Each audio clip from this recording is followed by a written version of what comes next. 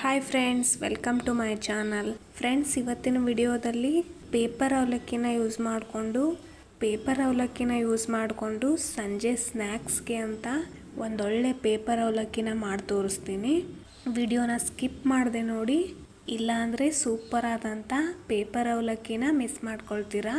ಅಂಗಡಿಲೆಲ್ಲ ಸಿಗುತ್ತೆ ಈ ಥರ ಪೇಪರ್ ಅವಲಕ್ಕಿನ ತಗೊಂಡು ಬಿಸಿಲಿಗೆ ಚೆನ್ನಾಗಿ ಒಣಗಿಸಿ ಲೋ ಫ್ಲೇಮಲ್ಲಿ ಹುರ್ಕೊಂಡು ಇಟ್ಕೋಬೇಕು. ಅಂದರೆ ಕಂದು ಬಣ್ಣ ಬರೋವರೆಗೂ ಏನು ಹುರಿಬಾರ್ದು. ಒಂದು ಸಲ ರೋಸ್ಟ್ ಮಾಡಿಕೊಂಡ್ರೆ ಸಾಕು. ರೋಸ್ಟ್ ಮಾಡಿಕೊಂಡು ಎತ್ತಿಟ್ಕೊಂಡಿದ್ದೀನಿ ನಾನು. ಹಾಗೆ ಇಲ್ಲಿ 1 kg ಅವಲಕ್ಕಿನ ತಗೊಂಡಿದ್ದೀನಿ. 1 kg ಅವಲಕ್ಕಿಗೆ 100 ಗ್ರಾಮಷ್ಟು ಬೆಳ್ಳುಳ್ಳಿನ ಸುಲ್ಕೊಂಡು ಜಜ್ಜಿಟ್ಕೊಂಡಿದ್ದೀನಿ. ಹಾಗೆ 5 ರಿಂದ 6 ಬ್ಯಾಡಗಿ ಮೆಣಸಿನಕಾಯಿನ ಮುರ್ಕೊಂಡು ಇಟ್ಕೊಂಡಿದ್ದೀನಿ. ಹಾಗೆ ಕರಿಬೇವನ್ನ ತಗೊಂಡಿದ್ದೀನಿ. ಈಗ ಒಂದು ಪ್ಯಾನ್ಗೆ ಎಣ್ಣೆ ಹಾಗೆ ಸಾಸಿವೆ ಹಾಕ್ಕೊಂಡು 1 ಬೌಲ್ನಷ್ಟು ಕಡಲೆ ಬೀಜನ ಹಾಕ್ಕೊಂಡಿದ್ದೀನಿ.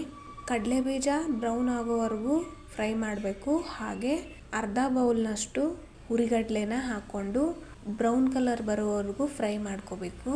1 kg ಅವಲಕ್ಕಿ ಮಾಡ್ತಾ ಇರೋದ್ರಿಂದ 1 ಬೌಲ್ ಕಡಲೆ ಬೀಜನೇ ಹಾಕಬೇಕು. ಯಾಕಂದರೆ ಮೇನಾಗಿ ಅವಲಕ್ಕಿಗೆ ಕಡಲೆ ಬೀಜ ಹುರಿಗಡಲೆನೇ ಮೇನು. ಹಾಗಾಗಿ ಕಡಲೆ ಬೀಜ ಹಾಗೆ ಹುರಿಗಡಲೆನ ಜಾಸ್ತಿ ಹಾಕ್ಕೊಂಡಿದ್ದೀನಿ. ಹಾಗೆ ಇವಾಗ ಬ್ಯಾಡಗಿ ಮೆಣಸಿನ್ಕಾಯಿ ಹಾಗೆ ಬೆಳ್ಳುಳ್ಳಿ ಹಾಗೆ ಕರಿಬೇವು ಸೊಪ್ಪನ್ನ ಹಾಕ್ಕೊಂಡಿದ್ದೀನಿ. ಇದೆಲ್ಲವನ್ನು ಹಾಕ್ಕೊಂಡು ಪೂರ್ತಿಯಾಗಿ ಕಂದು ಬಣ್ಣ ಬರೋವರೆಗೂ ಫ್ರೈ ಮಾಡ್ಕೊಳ್ಬೇಕು. ನೋಡಿ ಮಸಾಲೆ ಎಷ್ಟು ಕಲರ್ಫುಲ್ ಆಗಿದೆ ಅಂತ. ನೋಡಿ ಮಸಾಲೆನೇ ಈ ಥರ ಇದ್ದರೆ ಪೇಪರ್ ಅವಲಕ್ಕಿ ಇನ್ಯಾವ ಥರ ಟೇಸ್ಟ್ ಇರ್ಬೋದು. ಒಂದ್ಸಲ ನೀವು ಟ್ರೈ ಮಾಡಲೇಬೇಕು. ಈಗ ಕಂದು ಬಣ್ಣ ಬರೋವರೆಗೂ ಫ್ರೈ ಆಗಿದೆ. ಇವಾಗ ಸ್ವಲ್ಪ 1 ಟೀ ಸ್ಪೂನ್ನಷ್ಟು ಅರಿಶಿನ ಪೌಡರು, 2 ಟೀ ಸ್ಪೂನಷ್ಟು ಉಪ್ಪನ್ನ ಹಾಕ್ಕೊಂಡಿದ್ದೀನಿ. ಮತ್ತು ಪೂರ್ತಿಯಾಗಿ ಮಿಕ್ಸ್ ಮಾಡಿಕೊಂಡು ಒಂದು ಸ್ವಲ್ಪ ಫ್ರೈ ಆಗೋಕ್ಕೆ ಬಿಡಬೇಕು. ನೋಡಿ ಈ ಥರ ಕಂದು ಬಣ್ಣ ಬರೋವರೆಗೂ ಎಲ್ಲವೂ ಫ್ರೈ ಆಗಬೇಕು. ಆಮೇಲೆ ಗ್ಯಾಸ್ನ ಆಫ್ ಮಾಡಬೇಕು. ಅಲ್ಲಿವರೆಗೂ ಒಂದು 2-3 ನಿಮಿಷಗಳ ಕಾಲ ಎಣ್ಣೆಲೇ ಫ್ರೈ ಆಗಬೇಕಿದು. ನೋಡಿ ಈ ಥರ ಗರಿ ಗರಿಯಾಗಿ ಫ್ರೈ ಆದಮೇಲೆ ಗ್ಯಾಸ್ನ ಆಫ್ ಮಾಡಿ ಪೇಪರ್ ಅವಲಕ್ಕಿನ ಇದ್ರ ಜೊತೆ ಮಿಕ್ಸ್ ಮಾಡಿಕೊಂಡು ಕಲಿಸ್ಕೋಬೇಕಾಗತ್ತೆ. ತುಂಬಾ ಟೇಸ್ಟಿಯಾಗುತ್ತೆ. ಒಂದ್ಸಲ ನೀವು ತಿಂದು ನೋಡಿದ್ರಂತೂ ತುಂಬಾ ಟೇಸ್ಟಿಯಾಗಿರುತ್ತೆ.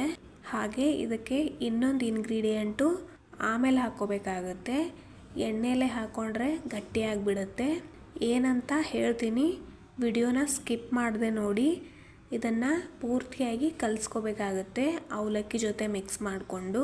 ಬಿಸಿ ಬಿಸಿಯಾಗಿರುತ್ತೆ, ಕೈಯಿಂದ ಕಲಿಸ್ಕೊಳೋದೇ ಬೆಟರು.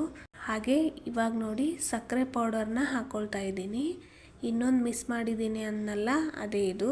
ಸಕ್ಕರೆನ ಪೂರ್ತಿಯಾಗಿ ಸಣ್ಣದಾಗಿ ಮಿಕ್ಸಿಲಿ ರುಬ್ಕೊಂಡು ಹಾಕ್ಕೊಂಡಿದ್ದೀನಿ. ಅಂದರೆ 3 ಟೀ ಸ್ಪೂನಷ್ಟು ಸಕ್ಕರೆನ ಹಾಕ್ಕೊಂಡು ಇದಕ್ಕೆ ಪೂರ್ತಿಯಾಗಿ ಮಿಕ್ಸ್ ಮಾಡ್ಕೊಂಡಿದ್ದೀನಿ. ನೋಡಿ ಪೂರ್ತಿಯಾಗಿ ಕಲಿಸ್ಕೊಂಡಾದ್ಮೇಲೆ ಈ ಥರ ಆಗುತ್ತೆ. ನೋಡಿ ಸಕ್ಕರೆ ಪೌಡರ್ನ ನೀವು ಸ್ವಲ್ಪ ಸ್ವೀಟ್ ಜಾಸ್ತಿ ತಿನ್ನೋರಾಗಿದ್ದರೆ ಚೂರು ಜಾಸ್ತಿ ಹಾಕ್ಕೊಳ್ಳಿ. ಯಾಕಂದರೆ ಪೂರ್ತಿಯಾಗಿ ಬಾಯಿಗೆ ಸ್ವೀಟ್ ಅನಿಸಿದ್ರೆ ಅಷ್ಟು ಚೆನ್ನಾಗಿರಲ್ಲ. ಸ್ವಲ್ಪ ಸ್ವೀಟು ಸ್ವಲ್ಪ ಖಾರ ಇದ್ದರೆ ಅವಲಕ್ಕಿ ತುಂಬ ಚೆನ್ನಾಗಿರುತ್ತೆ. ಹಾಗಾಗಿ ನೋಡಿಕೊಂಡು ಸಕ್ಕರೆ ಪೌಡರ್ನ ಲಾಸ್ಟಲ್ಲಿ ಹಾಕ್ಕೊಳ್ಳಿ. ನೋಡಿ ಪೂರ್ತಿಯಾಗಿ ಮಿಕ್ಸ್ ಮಾಡ್ಕೊಂಡಾದ್ಮೇಲೆ ಈ ಥರ ಆಗುತ್ತೆ. ಸಂಜೆ ಸ್ನ್ಯಾಕ್ಸ್ಗೆ ಅಂತ ಈ ಥರ ಟೀ ಜೊತೆ ಹಾಗೆ ಕಾಫಿ ಜೊತೆ ಇದ್ಬಿಟ್ರೆ ಅಂತೂ ತುಂಬಾ ಟೇಸ್ಟಿಯಾಗುತ್ತೆ.